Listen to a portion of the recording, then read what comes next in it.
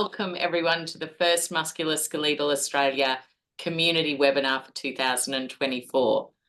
On behalf of Musculoskeletal Australia, I acknowledge the traditional owners of the lands from which you all join us this evening. We are streaming to you from the lands of the Eastern Kulin Nation and acknowledge the Boonwurrung and Boonwurrung and Wurundjeri people as the traditional owners and custodians. We pay our respects to their elders past, present and emerging, and recognise and uphold their continuing relationship to the land and waterways. We also extend our respect to all Aboriginal and Torres Strait Islander people with us this evening. My name is Helen Jentz, and I would like to thank you all for joining us this evening for the Diagnosing and Management of Psoriatic Arthritis webinar. We are incredibly fortunate to have Dr. Adam Riskin, consultant rheumatologist, presenting this evening. Dr. Riskin holds public hospital appointments at the Alfred and Goulburn Valley Health and private practice appointments at Malvern Rheumatology, Southern Rheumatology and Cabrini Hospital in Melbourne. Adam also consults with rural and regional patients around Australia through telehealth. His clinical interests span across all aspects of general rheumatology, particularly inflammatory arthritis, and he is also trained in clinician-performed ultrasound. Adam is going to talk us through this evening the psoriatic arthritis journey, and he's going to take us from the basics of what is psoriatic arthritis through to symptoms, diagnosis, treatment, and risk factors. Importantly, Adam is going to dispel some common myths and misconceptions and provide you with a range of fantastic information, including Musculoskeletal Australia's PSA self-care plan, which is available to download from our website, that will help and support you. I'll be back on screen towards the end of Adam's presentation, but in the meantime, if you have a question, please feel free to type it into the comments section or the Q&A section. We will be monitoring these and make sure we have time at the end to put these questions to Adam. On that note, let's dive into psoriatic arthritis. Welcome, Adam. Thank you, Helen, for the introduction and the opportunity to talk today about psoriatic arthritis. So as Helen mentioned, I'm very keen to... Everyone. Welcome everyone to the first Musculoskeletal Australia community webinar for 2024. On behalf of Musculoskeletal Australia, I acknowledge the traditional owners of the lands from which you all join us this evening. We are streaming to you from the lands of the Eastern Kulin Nation and acknowledge the Boonwurrung and Boonwurrung and Wurundjeri people as the traditional owners and custodians. We pay our respects to their elders past, present and emerging, and recognise and uphold their continuing relationship to the land and waterways. We also extend our respect to all Aboriginal and Torres Strait Islander people with us this evening. My name is Helen Jentz, and I would like to thank you all for joining us this evening for the Diagnosing and Management of Psoriatic Arthritis webinar. We are incredibly fortunate to have Dr. Adam Riskin, consultant rheumatologist, presenting this evening.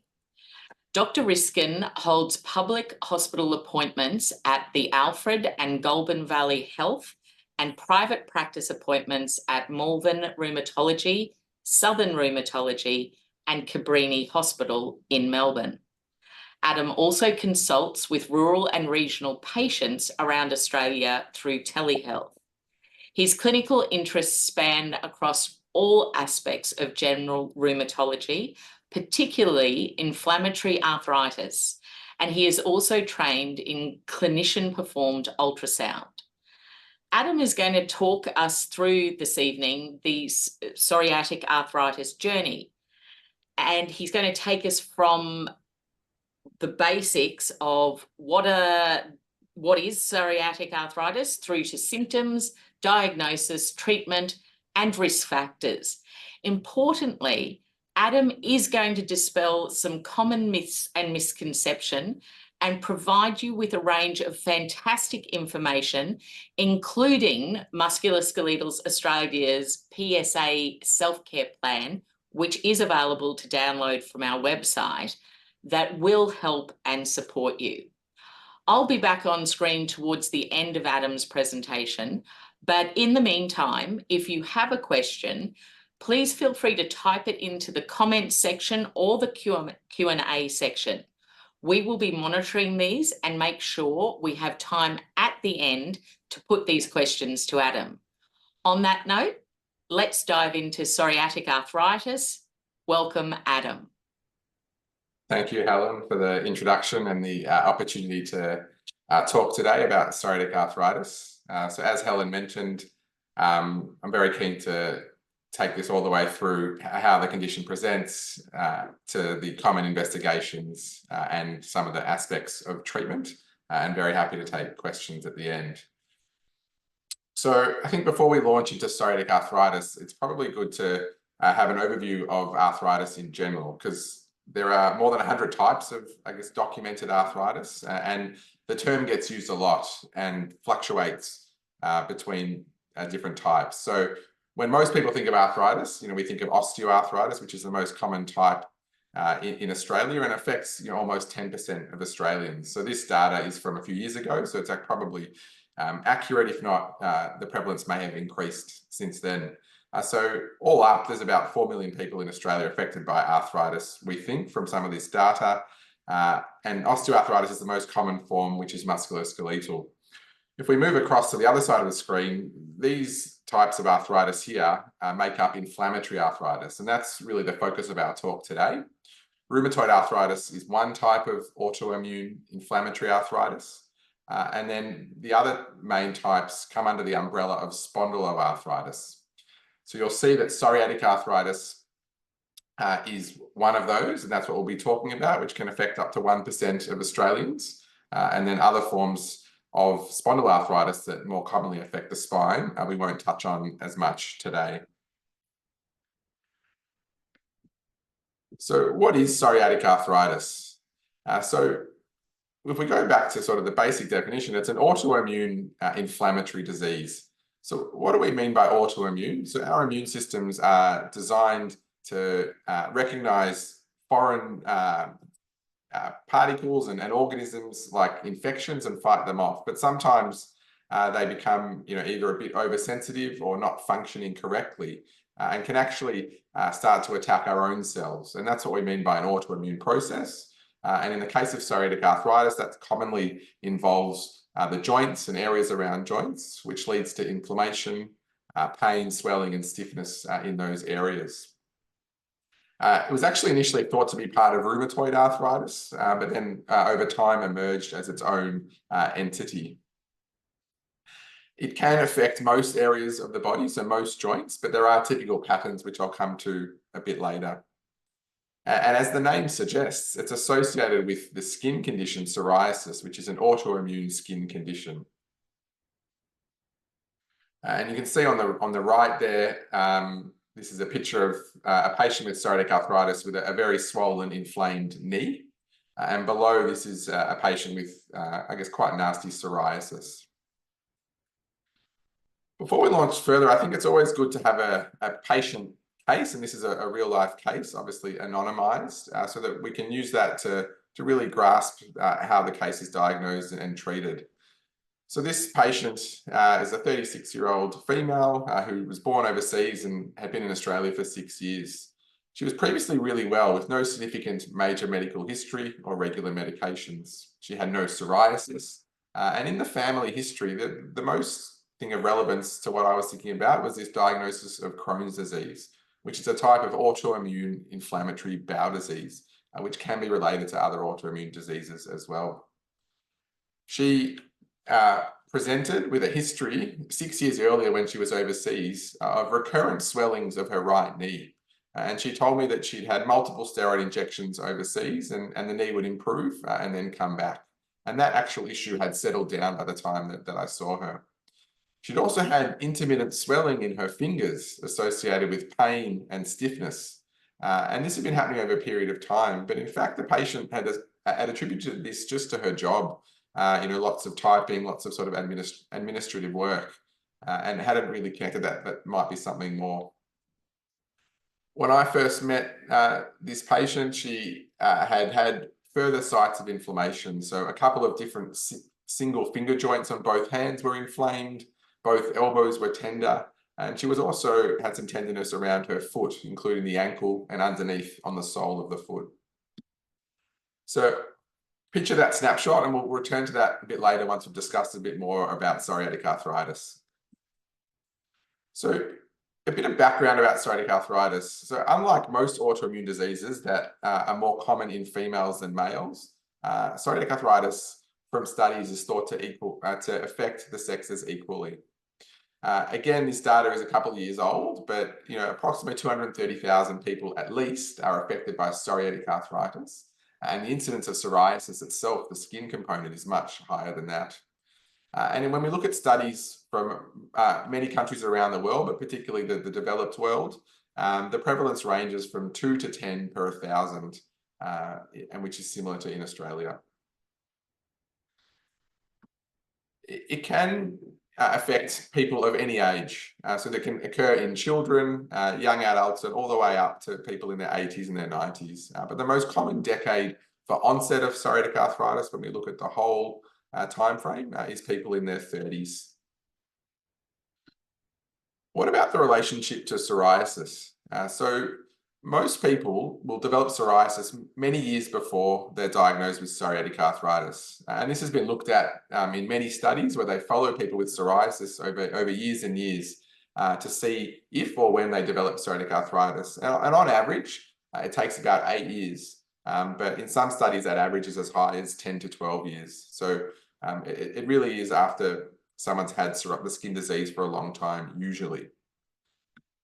The caveat to that is, though, not everyone has psoriasis before they develop psoriatic arthritis. So in 15% of people, it occurs at the same time. So that diagnosis is made, within a few weeks of each other. But it can also occur before anyone has actually developed psoriasis. So you may present with inflammation in your joints, have no psoriasis, but be labeled as possible psoriatic arthritis. And that can be quite confusing, but it's often to do with the type of way that you presented in terms of which joints are involved or even your family history. And so 1 in 3 to 4 people with psoriasis over their lifetime will develop psoriatic arthritis. So it really is quite common. They've looked at this in studies to see if you follow a group of people with psoriasis, how many each year will develop psoriatic arthritis. And over an 8-year period, when they followed 500 people, about 150 developed psoriasis, which converts to about 3 people a year. So if we follow 100 people for 1 year, it's more than likely approximately 3 of them will develop psoriatic arthritis, and that will go on for each year in a cohort. So what causes psoriatic arthritis is a question we get a lot, not just for this, but also for lots of autoimmune disease. And the truth is that the exact cause is unknown. But like many autoimmune diseases, we think it's a combination of different factors that lead to the resultant disease. So that there's definitely a genetic component in psoriatic arthritis and psoriasis. And that's why, if you're presenting, you will be asked about whether there are any relatives with similar autoimmune diseases. But that on its own is not enough, because not all the children of people with psoriasis or psoriatic arthritis definitely develop the disease.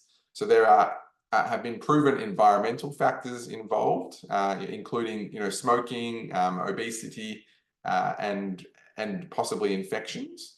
And these things converge to set off, a cascade of autoimmune events that result in autoimmune inflammation and psoriatic arthritis.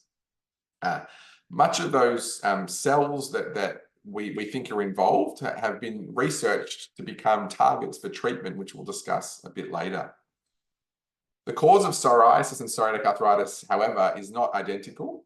even though there is overlap. And the way we know this is that some treatments that are excellent for psoriasis, may have close to over 90% effect, are not quite as good for psoriatic arthritis. So while they share common features in their causes, it's not the same.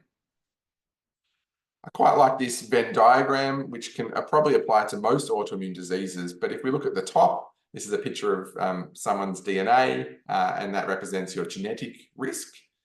When you lump that in together with someone who is exposed to environmental factors, so whether that is smoking, metabolic issues, possibly some infections, that may combine with a subsequent, dysfunction in your immune system. And a small portion of people, which is this combined section in the middle, will develop psoriatic arthritis or the autoimmune disease. And when we look at this a bit further in terms of those actual factors, we know that if a child of two parents with psoriasis has a 41% chance of developing psoriasis, but if only one of their parents has it, it's 14%. And if they've got a sibling, it's 6%. And that compares to the general population where it's 1 or 2%. So your risk for how many relatives you have, it does correlate with your chances of developing one of these autoimmune diseases. I've already touched on some of the environmental factors involved, including infections. And there's been a lot of study into why do some people with psoriasis develop psoriatic arthritis. So that table I showed before, where there were 3 out of 100 each year, we want to know why those people progress. And so obesity has been shown to be one of those factors, how severe their psoriasis is, whether they've got nail psoriasis disease, smoking I've mentioned, and also trauma to joints. So just the same way that if you scratch your skin, you may be at risk of developing psoriasis in that area. A trauma to joints can be a risk factor for, or the trigger point for psoriatic arthritis developing. So that's a bit of the background, but I guess more important, which we'll move on to now, is the practical sort of clinical things that I think are relevant and what might make someone see a doctor and also be referred on to a specialist for a diagnosis. I'll come back to this picture quite a bit because I like it. It shows all the different aspects of how psoriatic arthritis can affect the body. And there are some medical words on there, which I will explain clearly. But it does give it an idea that psoriatic arthritis is not just inflammation in joints and a skin condition, but it can actually affect the body in many different ways.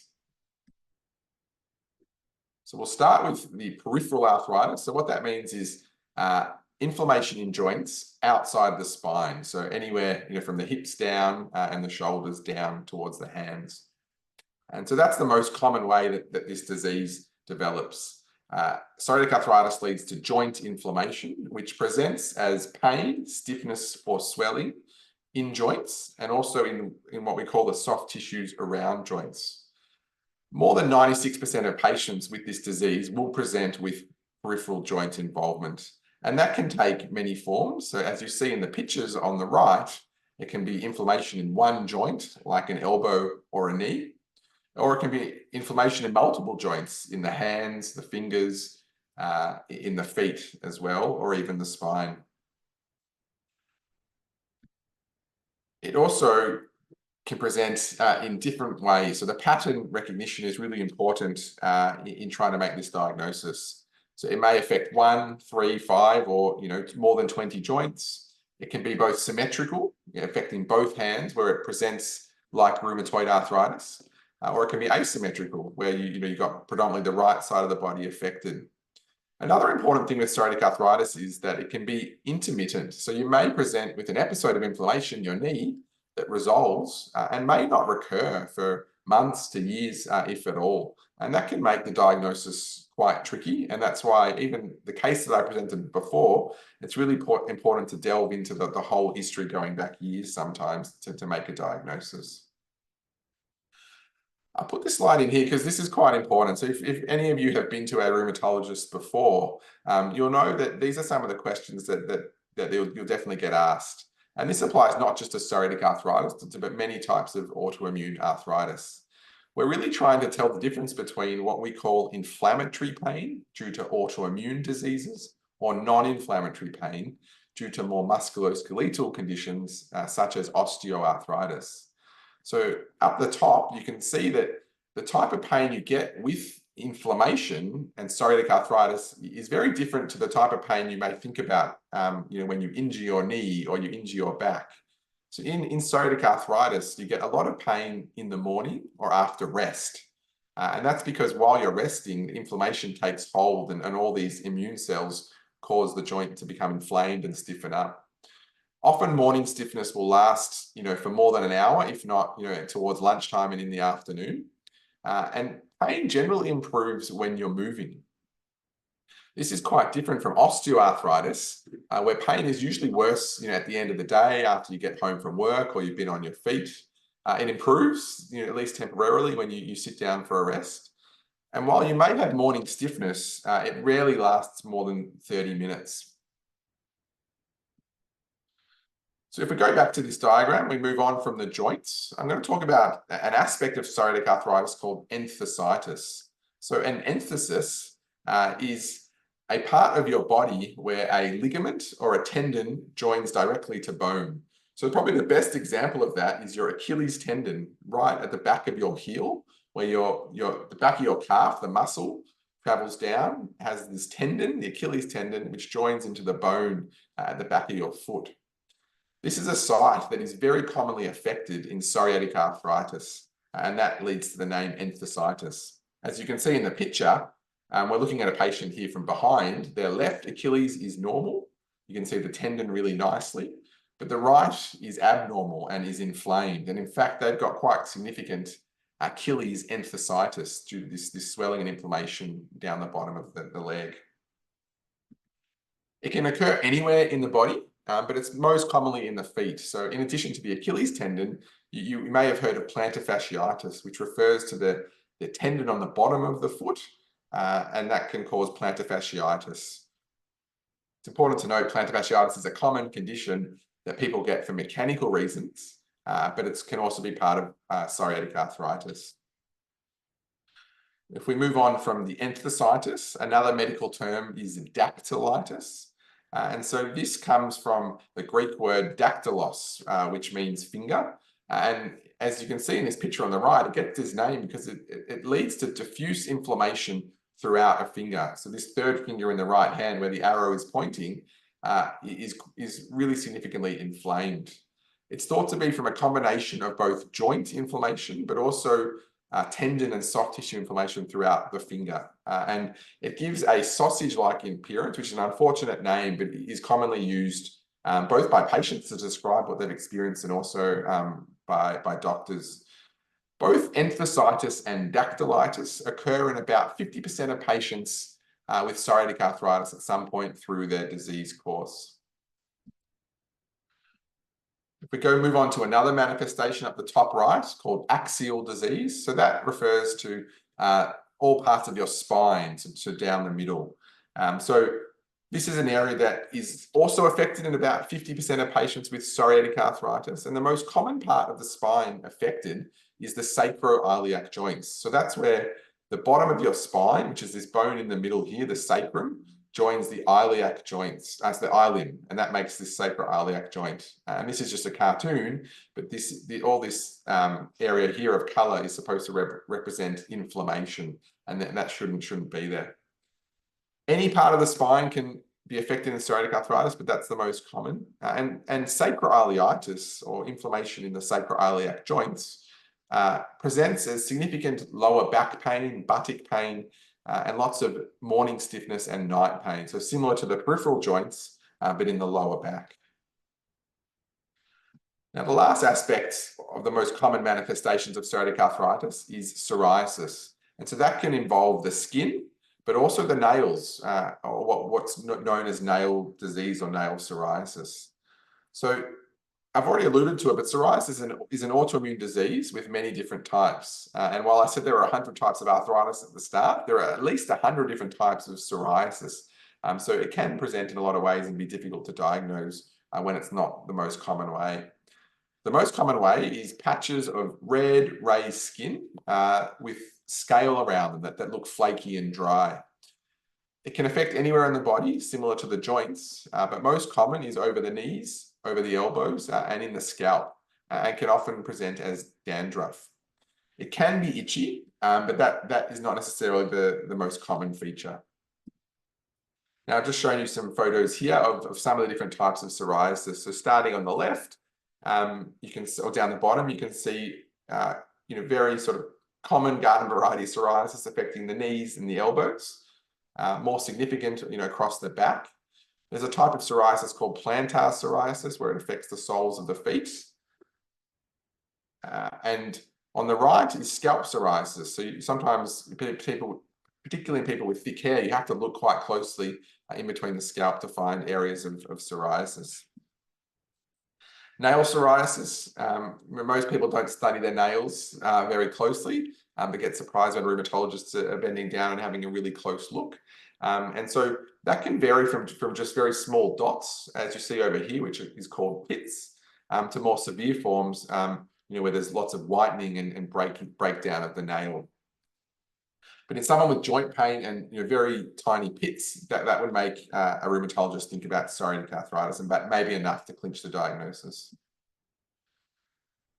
I won't spend too much time on this, but psoriatic arthritis is a general inflammatory disorder, so it can cause some features throughout the body, such as fatigue and general unwellness, and this applies to any inflammation disorders. It's also associated with other autoimmune diseases, including inflammatory bowel disease, uveitis, which is inflammation in the eye, and ankylosing spondylitis, which is inflammation in the spine, I guess without features outside of it, like in psoriatic arthritis. And so this picture here, I guess, shows all these related diseases. And so we're very keen to ask about these, both in a patient that we're seeing, and also in their family members if they've occurred, because it may be a clue to the diagnosis. So how do we diagnose psoriatic arthritis? And so I think this is quite important because there isn't any specific diagnostic test. In fact, the most important part is the history and the examination. And a rheumatologist will spend quite a bit of time doing this, because particularly in this disease, that's really the key to at least coming up with a provisional diagnosis. There are some blood tests that are helpful, but there's no diagnostic test. And I've put a plus or minus before imaging tests, because you don't actually need to have a scan to prove this diagnosis, but sometimes it's helpful when there's doubt, or for later on for monitoring disease and response to treatment. So when we're asking you questions, we're really wanting to know some of the things that we've already run through. How long have you had this for? Which joints are affected? What's the pattern? How much stiffness do you have in the morning? Do you have psoriasis? Is there any psoriasis or psoriatic arthritis in your family members? Do you have any other medical problems that may be relevant to the diagnosis or to any treatments that we may start? And have you tried any medications so far? So most people will come to us having tried some anti-inflammatories or maybe some steroids, and the response to that can be helpful. We'll then move on to an examination, and similar to the pictures that I've already shown you, we're looking for signs of inflammation in a joint. And so the medical term for that is synovitis, or inflammation of the synovium, which is the lining of the joint. We're also looking for abnormalities, including inflammation or deformity in tendons. We'll assess your range of movement in the back. And we'll look for small hidden clues like psoriasis, including in the scalp. So we've discussed some of this already, but this just shows you again some of those features that we'll be looking for on examination and how often that they occur in these patients. As you can see, it's a very heterogeneous disease. People don't just turn up and say, I've got psoriatic arthritis. And so it can take a bit of time to work through this, particularly as not all these things are necessarily there at the same time. So, we may see a patient, suspect they might have this, but not be able to prove it, until a year later when they suddenly develop psoriasis or Achilles tendonitis or something like that. Once we've done a history and examination, we move on to blood tests. And so inflammation markers, your ESR or your CRP are important, but not diagnostic. We'll also test basic things like your liver and kidney function, not so much because they help us diagnose psoriatic arthritis, but because that affects what treatments we might be able to give you. And then we also test antibodies for other conditions as a way of helping to rule that out. Because rheumatoid arthritis and psoriatic arthritis can often present in an almost identical way, if someone has a strongly positive antibody associated with rheumatoid arthritis, that would sway us more that way than to psoriatic arthritis. I've already mentioned that there are no specific tests, so it's different to, if you have a heart attack and or you can present with chest pain and the doctor thinks you've had a heart attack, you can test a troponin, which is a heart enzyme, and together with other findings that can confirm the diagnosis. Well, we can't do that in psoriatic arthritis, at least with basic tests. And important to note with the inflammation markers, and this is quite surprising both to patients, but even to rheumatologists. Only 50% of patients with psoriatic arthritis will have elevated inflammation detectable on a blood test. So despite having widespread inflammation, and we've all seen, patients with really severe inflammation, their blood tests are normal. And the opposite of that is true, where patients who don't necessarily appear to have that much inflammation can have really, really high blood tests. So just because you may have seen a GP who's done some basic blood tests, including inflammation markers, and just because they're negative, it doesn't rule out the disease. And we would still want to see you if you have, if you have symptoms suggestive. We've spoken about this already. I guess the only point to add here would be that psoriatic arthritis patients are usually negative for rheumatoid factor. Rheumatoid factor is more common as you get older, and sometimes people with a low positive rheumatoid factor may still have psoriatic arthritis, and in fact, that low positive test is unrelated to the presentation. But look, that's getting into the weeds and is, I guess, is worked out over time. Moving on to imaging and other tests. There are tests that we use sometimes, including X-ray, ultrasound, MRI, and if we're thinking about other conditions or trying to rule out things like gout or even osteoarthritis, we may take a sample of a fluid from a joint such as the knee if there is a large swelling. So when we look at X-rays, these have been the mainstay, I guess, of identifying psoriatic arthritis, going back decades, and they are helpful, especially in someone who's had longer standing disease, because it can show signs of damage to joints, which are characteristic of psoriatic arthritis. So one of the most characteristic things of psoriatic arthritis versus other types is we have areas of loss of bone near the joints and what we call bone proliferation, so extra bone. And that's a cardinal feature of psoriatic arthritis that we don't see in rheumatoid or other things.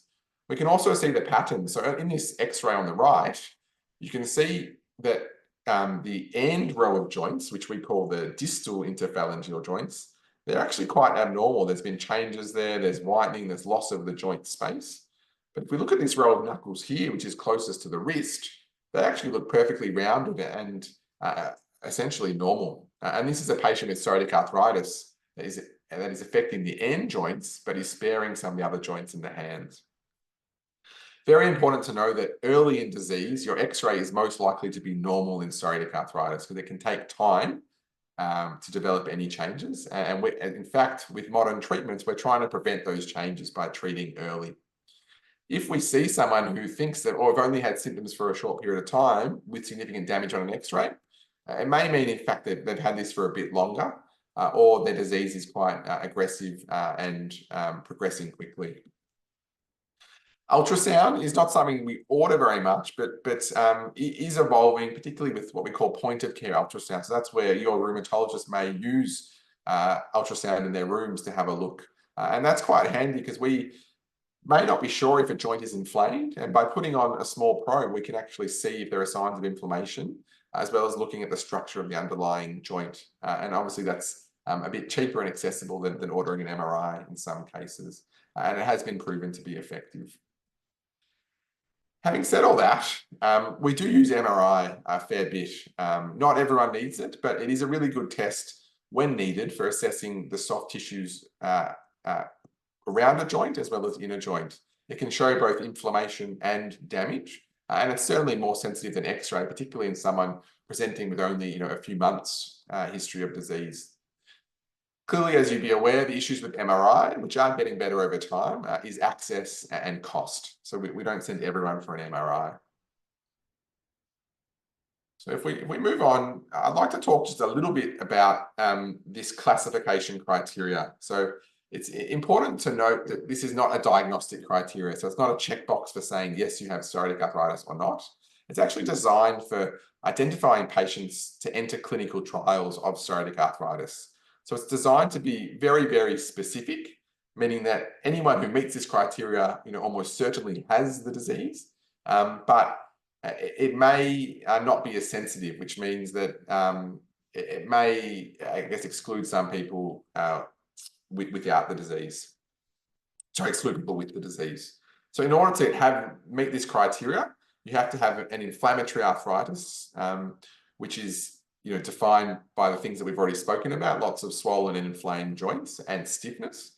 And together with that, you have to score 3 points from this table on the right. So you'll see that psoriasis gives you 2 points, and you only need one other point, whether that be having a negative antibody for rheumatoid factor, dactylitis, which is that sausage-shaped inflammation, or particular changes in the nails. You'll see that 1 point is also given for a family history of psoriasis, so that's valued very highly. Having taken all that into account, you may start to get an idea of why it can take, despite all our best efforts, quite a lot of time to reach a diagnosis of psoriatic arthritis. Symptoms are very different between people. All the symptoms may not be there at once, and symptoms can come and go. So you may have inflammation, and by the time you see a GP or a rheumatologist, it may have gone and may not present for a few months later. And all of these can contribute to this delay in diagnosis. It's also not as clear cut. We've spoken about what you might find, I guess, in textbook presentations, but often it overlaps a lot with other autoimmune diseases and non-inflammatory diseases like osteoarthritis or even chronic pain syndromes like fibromyalgia. And there's no specific test yet that we can rely on, and it's a combination of all of those factors. Part of the reason it's really important to try and make this diagnosis early is that the longer we leave inflammation unchecked in joints, there is the potential that can damage the underlying joints. And once you have damage to joints, that aspect of the disease is actually irreversible, so we can't do anything about it. What we can do with modern therapies is switch off the inflammation, and we know now from studies that if the inflammation is switched off, there's a very low likelihood that will progress to damage to the underlying joints. In studies, from years gone by, from the time a patient first has pain in a joint to the diagnosis, it can take an average of 5 years. And so that includes, I guess, patient factors like maybe waiting a few months to see a GP because you put it down to something else, which is I guess a normal reaction, including a GP referring you on and access, getting into a rheumatologist, which can have wait times, unfortunately.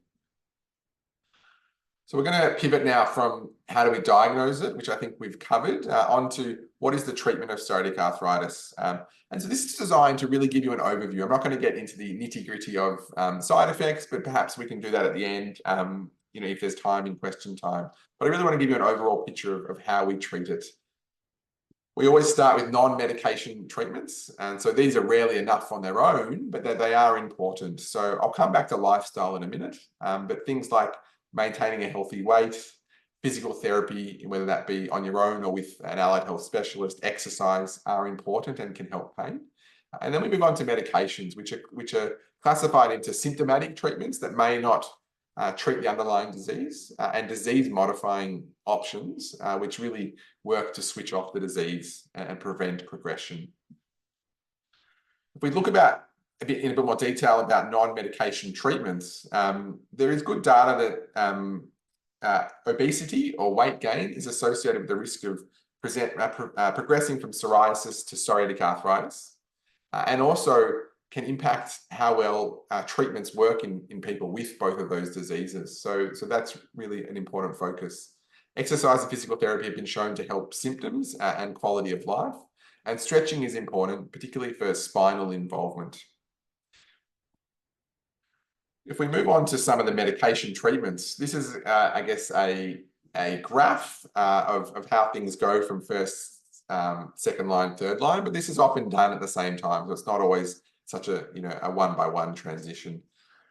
The first option, and sometimes in people who present with a small area of swelling or very mild symptoms, we may be able to get by with symptomatic treatments, and that comprises both anti-inflammatories and sometimes what we call corticosteroids, or prednisolone is the most common tablet form of that.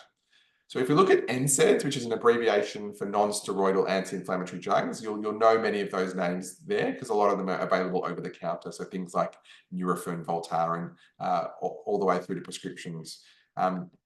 There are considerations around side effects and interactions, particularly in older patients, with kidney disease and heart disease. So there may be reasons you can't have anti-inflammatories, but we do use these, and sometimes that is enough to control things.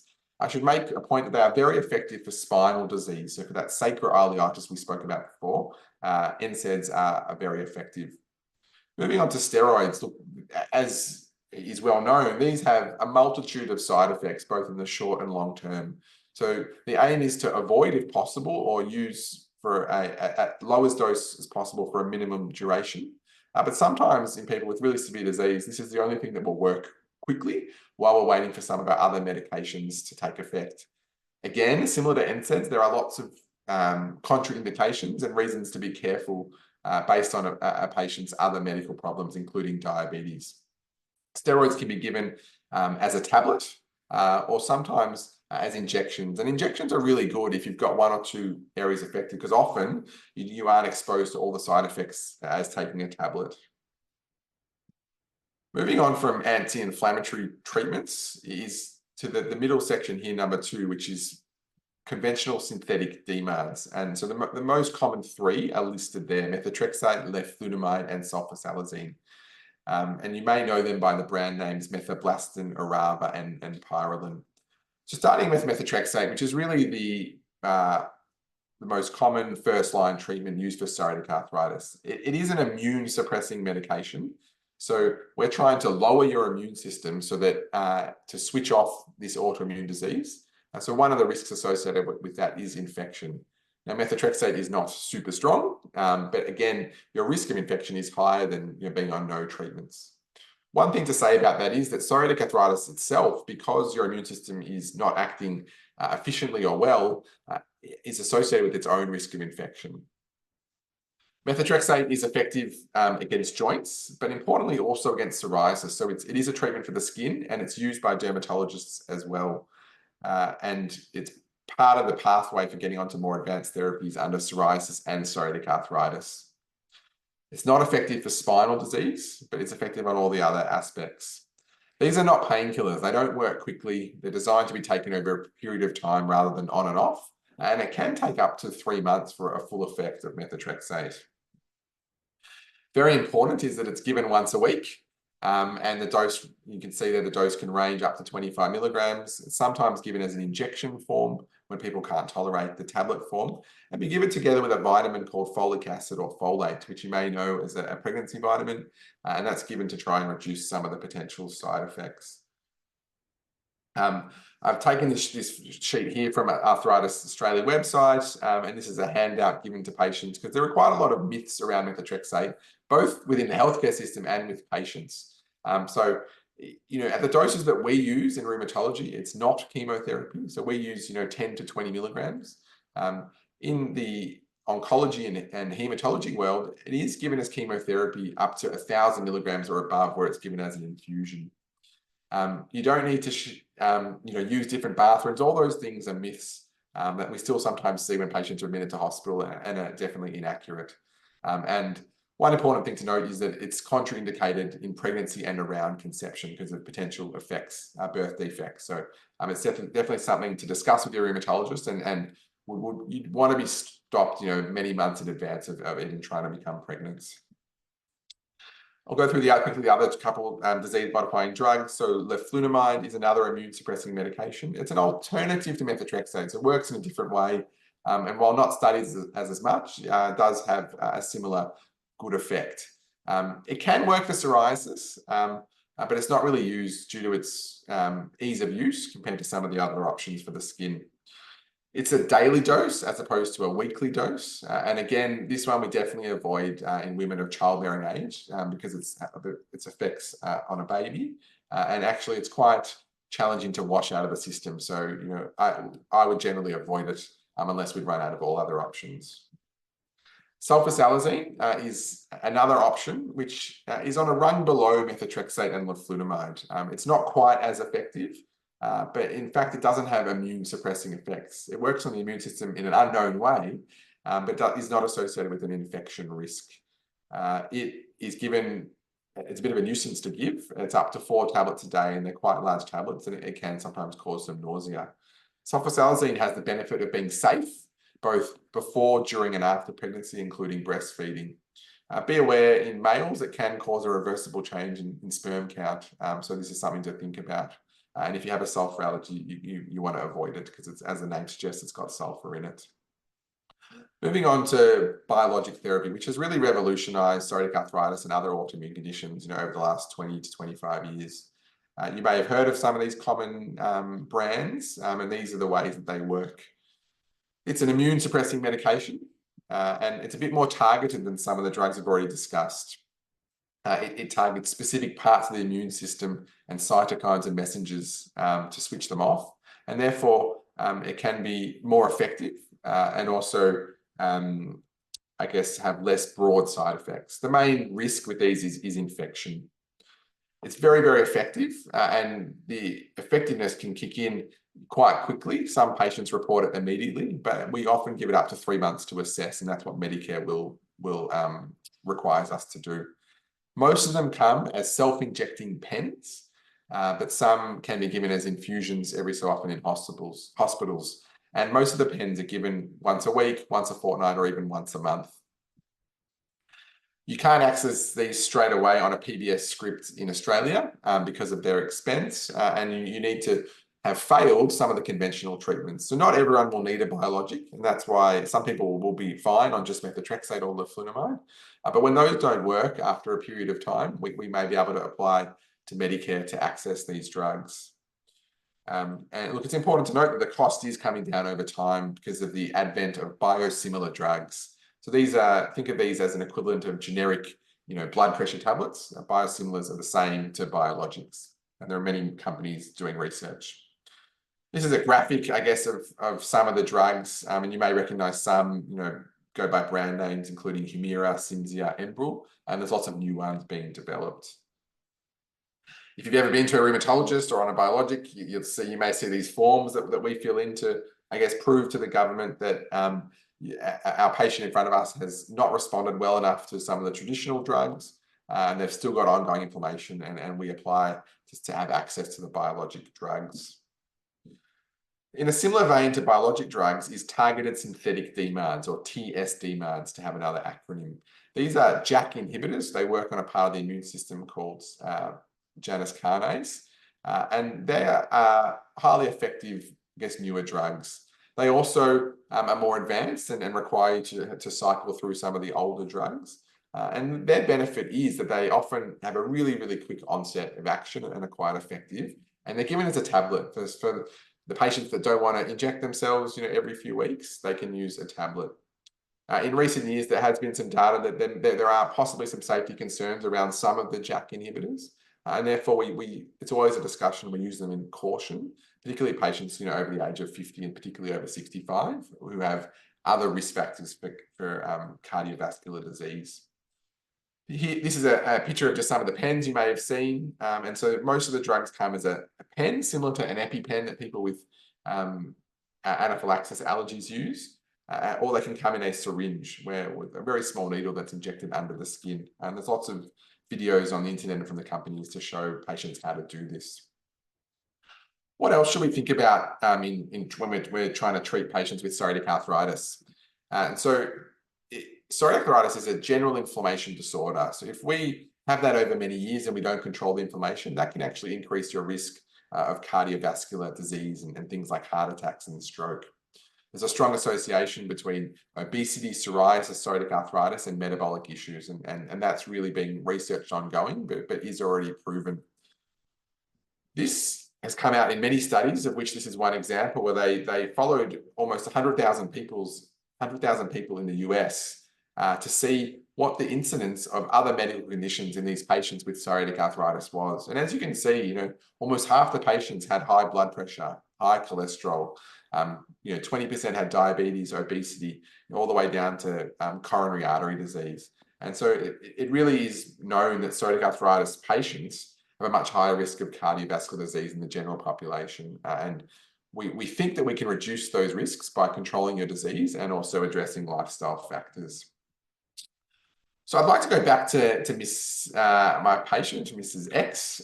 So just to re-jog your memory, she's a 36-year-old lady who presented with these over 6 years, episodes of different swelling that would come and go in the knees, and now is presented with more widespread inflammation. She never had psoriasis, but someone in her family did have autoimmune bowel disease. I tested her blood, so sort of went through what we've spoken about today. Her inflammation markers were normal. The rest of her tests were normal, including not having any antibodies for rheumatoid arthritis. She was HLA-B27 positive, and we haven't spoken about that, but that's a genetic test that can be associated, or can be found in some patients with autoimmune diseases, including that graph I showed you before of psoriatic arthritis, ankylosing spondylitis, inflammation in the eye. Often those people are positive for this, so that may have been a clue, but it's also found in the healthy population. So again, it's not a diagnostic test. My working diagnosis here was a young lady with inflammatory arthritis, and I was wondering about psoriatic arthritis despite her never having psoriasis. I put her onto methotrexate. I took some fluid out of her knee, and this had to happen a couple of times and injected with steroid. And she was really, really severe at one point, needing a short course of steroids. I also popped her onto sulfasalazine. And together those had some effect, but she really didn't respond completely. Interestingly, at some point during COVID and after having an infection, she developed a scaly rash in her elbows, which was very consistent with psoriasis. At one point, she had really high inflammation markers and had fatigue and weight loss and was really quite unwell. And she really needed escalation of therapy. I was able to get her onto a biologic drug quite quickly, and she's made a remarkable response. She's done lots of other interventions, including strengthening and exercise, and she's now in complete remission with no pain at all. She's off all steroids, and she's back at work, essentially living a normal life, which is an excellent outcome. So coming towards the end, I'd like to talk quickly about some myths and misconceptions. So these are questions that we get a lot, in the consulting room, and are things that probably should be dispelled over time. We have touched on some of these, but I'll go through them all. So one myth is that psoriatic arthritis is a disease of older age. So as I've shown you, it can occur at any age across the life spectrum. And in fact, the most common decade of onset is the 30s. You must have psoriasis for a diagnosis of psoriatic arthritis. So we've already shown that that is incorrect. So about 10% of people don't have it. And often those patients will have a family history of psoriasis. So that's a really big clue. Diagnosis can be made only with blood tests. So we've shown that there's no specific diagnostic test, and it's usually a combination of history and exam. And sometimes we don't actually need imaging. I can stop medications now that I feel well. So this happens often, even without speaking to the rheumatologist. So the answer to this would be potentially, but you definitely want to discuss it with your rheumatologist. There's quite good data now that it is difficult to get patients with severe disease on long-term biologic therapy off it. Although sometimes in people with good prognostic factors, we are open to trialing it. We would never stop it straight away because that can lead to a flare. And look, the research is ongoing. And at this point in time, I would counsel my patients that it's better to stay on it unless they were having major sort of side effects or other issues. Exercise will make arthritis worse. So this doesn't just apply to psoriatic arthritis, it applies to osteo and things. It's common to think that I'm in pain, am I doing damage? And in fact, most forms of physical activity are good for psoriatic arthritis, but obviously this needs to be done, appropriately. So not doing too much and not causing more issues. So these are all myths, so you can forget about those. So moving on to the summary and some of the things that I really want you to take away from today. So psoriatic arthritis is an autoimmune disease that can present in many different ways, and I've shown you some of the different features. Joint and tendon inflammation is the most common, and most people, but not everyone, will have skin psoriasis. Up to 1 in 3 people with psoriasis will go on to develop psoriatic arthritis in their lifetime, so it is really common. We really want to diagnose you early so that we can get you onto treatment, stop inflammation and prevent complications. And look, if your GP or even yourself is thinking that this may be an issue, it is a good idea to get into a rheumatologist as soon as you can and they're available. Other things outside of medication are important, as they are in most inflammatory diseases. So we know that losing weight, living a healthy life, exercise can all help both with how you respond to treatment and how your disease progresses. And we've got many, many options available for treatment, which I've shown you some of them today with a brief overview that we can really work to, I guess, switch off the disease and halt the risk of damage. Just got some references here which can be made available afterwards. And just some resources which Helen alluded to some of them. So the MSK Australia website is excellent. And some other things are mypsoriatic.org.au. This was done in collaboration with our Rheumatology Association. So it's got some really good resources. The third website there is our National Association's website, and we use a lot of the handouts for patients. And the bottom one's actually from the United Kingdom, but I find it really comprehensive and sometimes use that to give to patients.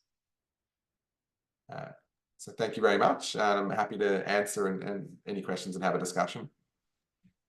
Thanks, Adam. That was absolutely awesome, as Sandra put in the chat.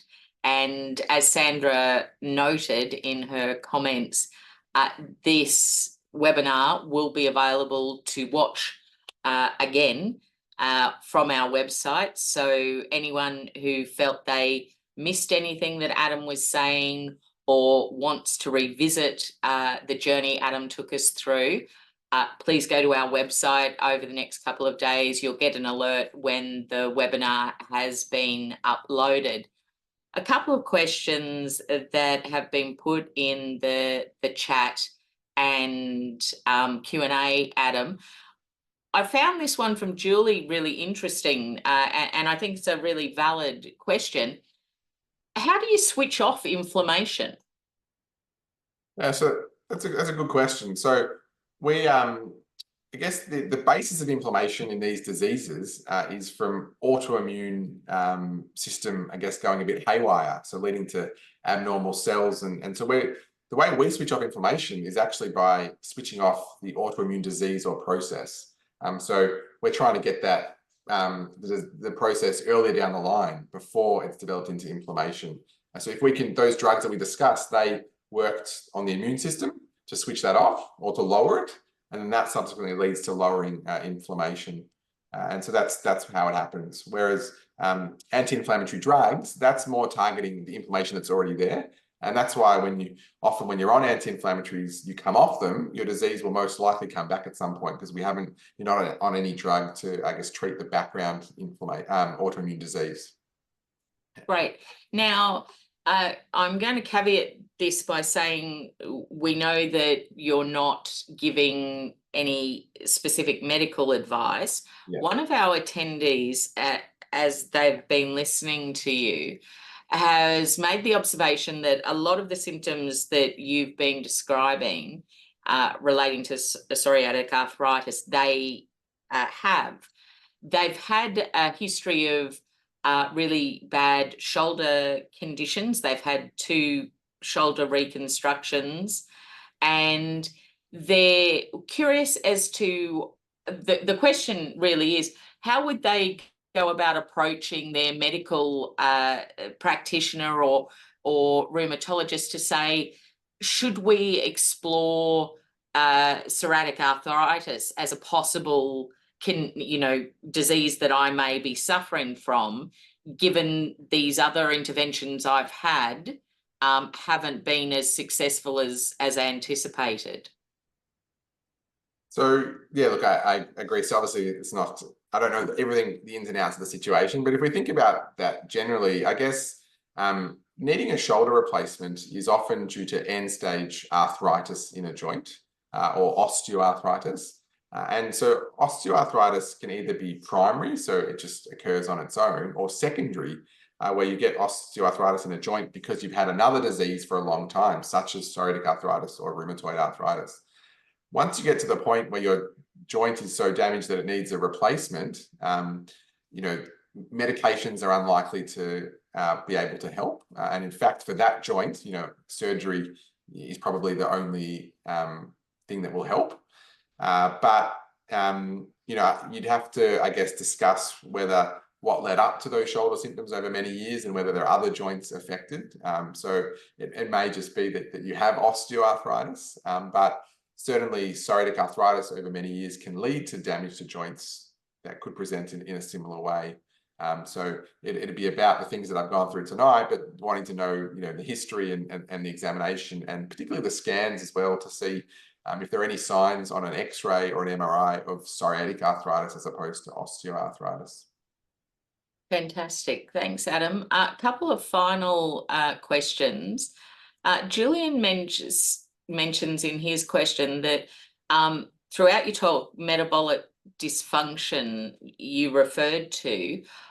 How does diet play into that? And can you, I suppose, make dietary changes that would have a positive impact on psoriatic arthritis?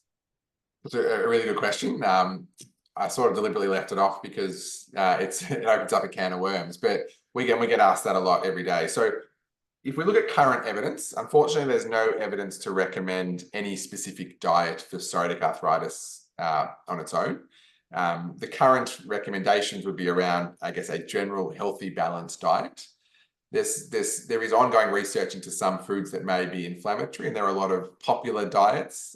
Some may say some fad diets that sort of target, rule out, take foods out of your diet, including anti-inflammatory, foods with inflammatory properties. And so look, there's no scientific evidence yet behind that, but a really good, general rule would be to, avoid processed foods and then really eat healthy, fresh foods in a balanced way.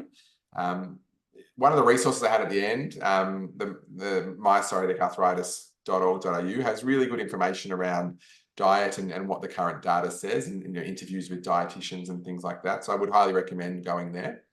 And the only other thing to say is that I guess the Mediterranean diet is probably the one that has the most evidence around general health, like inflammation, cardiovascular health.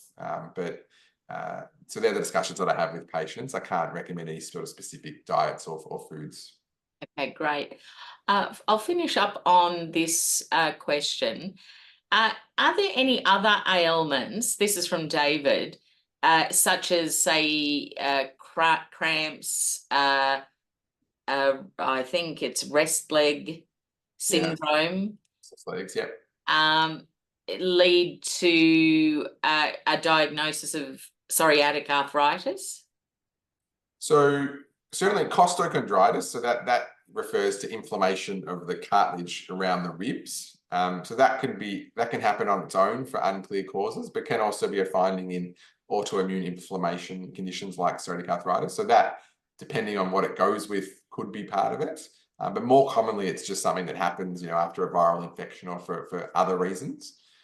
Cramps are not part of psoriatic arthritis, although cramps are extremely common and not very well understood from the medical fraternity.